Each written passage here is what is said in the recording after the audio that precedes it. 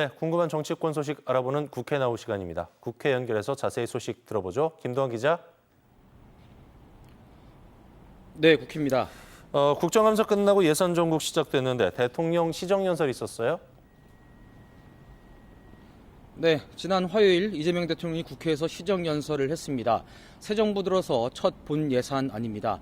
어떤 예산을 어디에 얼마나 또 왜 반영했는지를 국회에 설명하는 자리였습니다. 대통령이 특별히 강조한 건 이제 대한민국이나 전 세계가 새로운 전환점을 맞고 있다는 겁니다. AI 대전환의 파도 앞에서 국가 생존을 모색해야 할 중요한 시점이라는 겁니다.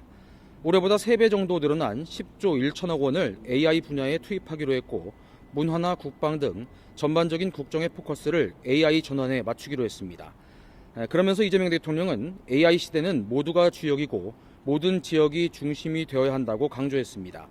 사회적 약자에 대한 뒷받침과 함께 지역 균형 성장을 거듭 강조한 겁니다.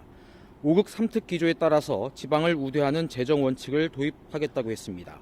아동수당이나 노인 일자리 같은 정부 재정이 투입되는 사업을 수도권에서 거리가 멀수록 더 두텁게 지원하기로 했습니다. 인구 감소 지역 주민에게는 월 15만 원씩 농어촌 기본소득이 지급됩니다. 지방정부가 여건에 맞게 사업을 펼칠 수 있도록 포괄 보조 규모도 3배로 늘렸습니다. 이제 국회 심의가 시작됐는데 분위기는 썩 좋지는 않습니다. 국민의힘은 대통령 시정연설에 불참하고 이번 예산이 AI 예산이 아니라 빚잔치고 선거용 선심성 예산이라고 비판하고 있습니다. 네, 국회 예산 심의 과정에서도 치열한 공방이 예상이 되는데 강원도 역시도 이번 예산안에서 국비를 얼마나 확보하느냐 여기에 사활을 걸고 있죠? 네, 이번 정부 예산안에 강원도 관련 국비는 10조 2천억 원이 반영되어 있습니다. 역대 최대 규모입니다.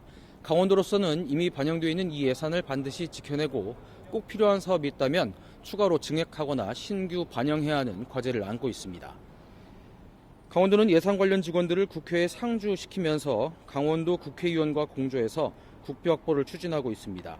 추가로 필요한 예산은 24개 사업 610억 원 정도로 추렸습니다. 철원, 포천 고속도로 등 SOC가 있긴 한데 과거와 달리 SOC보다 바이오나 의료, 반도체, AI 같은 미래 산업이 상당히 많습니다. 대통령이 시정연설에서 AI 시대 대전환을 강조한 것처럼 강원도도 미래 산업을 준비해야 할 시점에 다다른 것으로 보입니다. 이번에 어떤 예산을 확보해서 준비하냐에 따라 강원도 미래 먹거리를 마련할 시점을 앞당길 수 있는 중요한 시기인 셈입니다. 예산안은 국회 상임위와 예결위를 거쳐서 본회의에서 의결하는데 예결위에는 한기호 의원과 송기현 의원이 포함되어 있습니다. 두 의원은 강원특별법 3차 개정안을 여야 공동 발의하면서 손발을 맞춰왔습니다. 팀워크 좋습니다. 특히 송기현 의원은 예산안을 최종 조율하는 예산조정 소위에 합류할 것으로 보여 든든합니다. 네, 강원도 국회 힘이 많이 필요한 시점인데 최다선인 권성동 의원이 빠져 있는 게 좀 안타깝습니다. 권성동 의원 구속 뒤에 첫 재판이 열렸죠? 네, 권 의원 재판은 애초에 지난달 말쯤 잡혀 있다가 한 차례 연기돼서 지난 월요일에 첫 재판이 열렸습니다. 권 의원 측은 통일교 측 관계자를 만난 건 맞지만 돈은 받지 않았다 이런 기존 입장을 고수했습니다. 첫 재판은 재판부가 촬영을 허가해서 피고인석에 앉은 권 의원의 모습이 공개됐습니다. 양복 차림으로 나온 권 의원은 다소 수척해진 모습이었습니다. 왼쪽 가슴에는 수용번호 2961 이렇게 적힌 명찰을 달았습니다. 권 의원은 신분을 확인하는 간단한 질문을 빼면 발언을 하지 않았습니다.